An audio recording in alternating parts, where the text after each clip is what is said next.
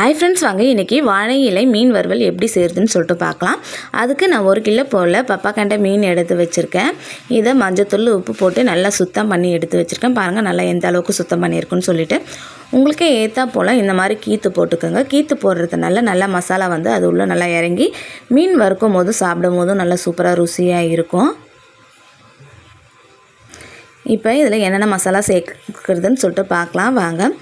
1 spoon வந்து மிளகாய் தூள், 1/2 ஸ்பூன் மீன் மசாலா, 1/2 ஸ்பூன் தனியாய் தூள், 1 ஸ்பூன் அரிசி மாவு, 1/4 ஸ்பூன் மஞ்சத்தூள், தேவையான அளவுக்கு உப்பு,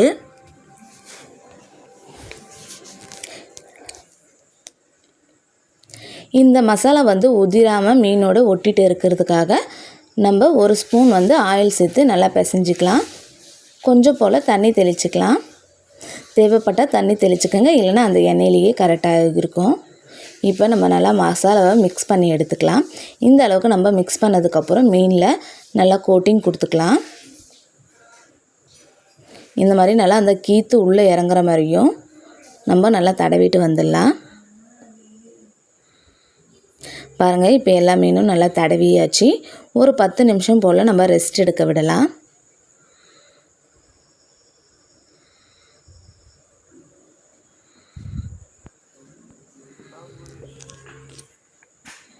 இப்போ 10 நிமிஷம் போல் ஆயிடுச்சு. இப்போ நம்ம வாழை இலை எடுத்து மீனை அது உள்ளே வச்சிடலாம்.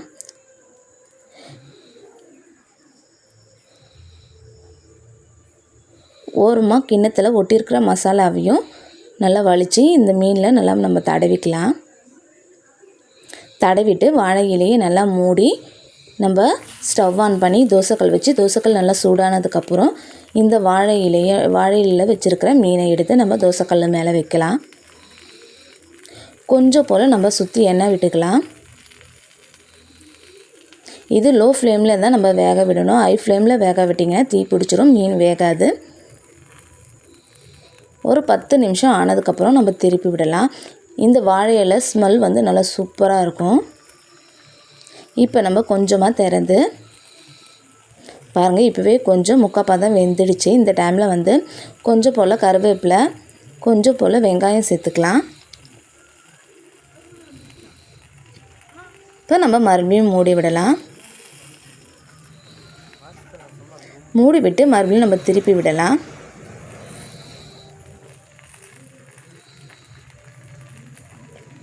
இந்த மாதிரி செய்யும் போது நல்லா கமகமான வீடே நல்லா வாசனையாக இருக்கும். அந்த வாழை இலை ஃப்ளேவர், கருவேப்பிலை ஃப்ளேவர் வந்து நல்லா சூப்பராக வாசனையோடு இருக்கும். பாருங்கள், இப்போ வெந்துடுச்சு, எவ்வளோ சூப்பராக இருக்குதுன்னு சொல்லிட்டு. உள்ளே பாருங்கள், அந்த மசாலாலாம் நல்லா வெந்திருக்கு, பச்சையான இல்லை, மீனும் நல்லா வெந்திருக்கு பாருங்கள்.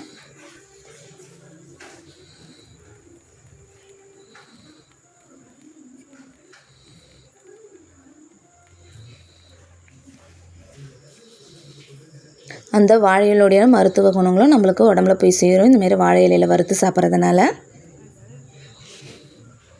இப்போ இதே மாதிரி நான் இன்னொரு மீனை வறுத்து காட்டுறேன்.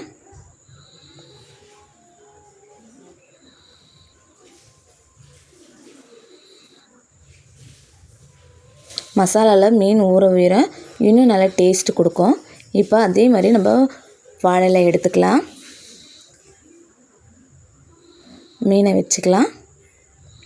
கொஞ்சம் போல் வெங்காயம் தூவிக்கலாம். நம்ம முதல்ல வறுத்ததுக்கப்புறம் நம்ம வெங்காயம் போட்டோம். இப்போ ஃபர்ஸ்ட்லேயே நம்ம வெங்காயம் போட்டுக்கலாம். கொஞ்சம் போல் கருவேப்பிலை போட்டுக்கலாம்.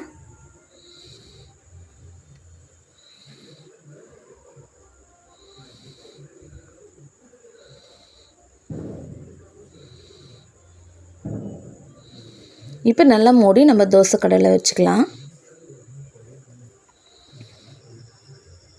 நீங்கள் வாழையில் நார் எடுத்து கட்டி கூட நீங்கள் அப்படியே வறுக்கலாம். இது எனக்கு வந்து நல்லா பழகிடுச்சதுனால நான் அப்படியே வைக்கிறேன். புதுசாக செய்கிறவங்க வந்து நல்லா வாழையில் நாரில் கட்டிட்டு செய்யுங்க. ஒரு 10 நிமிஷம் போல் லோ ஃப்ளேம்லேயே வேகட்டும். கொஞ்சம் போல் நம்ம எண்ணெய் ஊற்றிக்கலாம். இப்போ திருப்பி விடலாம்.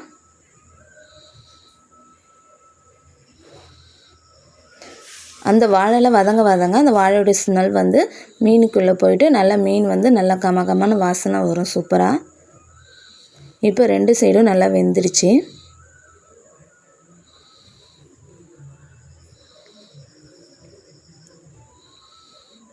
வாழையில எந்த அளவுக்கு சுருண்டு இருக்குது பாருங்கள்.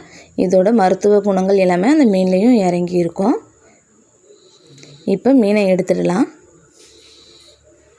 பாருங்கள் எந்த அளவுக்கு நல்லா சூப்பராக நம்ம எண்ணெயில் வறுக்கிற மாதிரியே நல்லா இருக்குன்னு சொல்லிட்டு.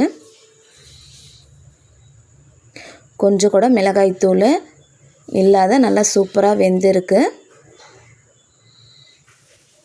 மீனும் பச்சையாக இல்லை, நல்லா சூப்பராக வெந்திருக்கு பாருங்கள். நான் எடுத்து காட்டுறேன் உள்ளே எந்த அளவுக்கு வெந்திருக்குன்னு சொல்லிட்டு பாருங்கள். இந்த மாதிரி செஞ்சு பாருங்கள், நல்லா சூப்பராக இருக்கும். வாழையோட மருத்துவ குணங்களோட நீங்களும் இது மாதிரி வறுத்து பாருங்கள். உங்களுக்கு பிடிச்சிருக்கும் நம்புறேன். பிடிச்சிருந்தா லைக் பண்ணுங்கள், ஷேர் பண்ணுங்கள், கமெண்ட் பண்ணுங்கள், சப்ஸ்கிரைப்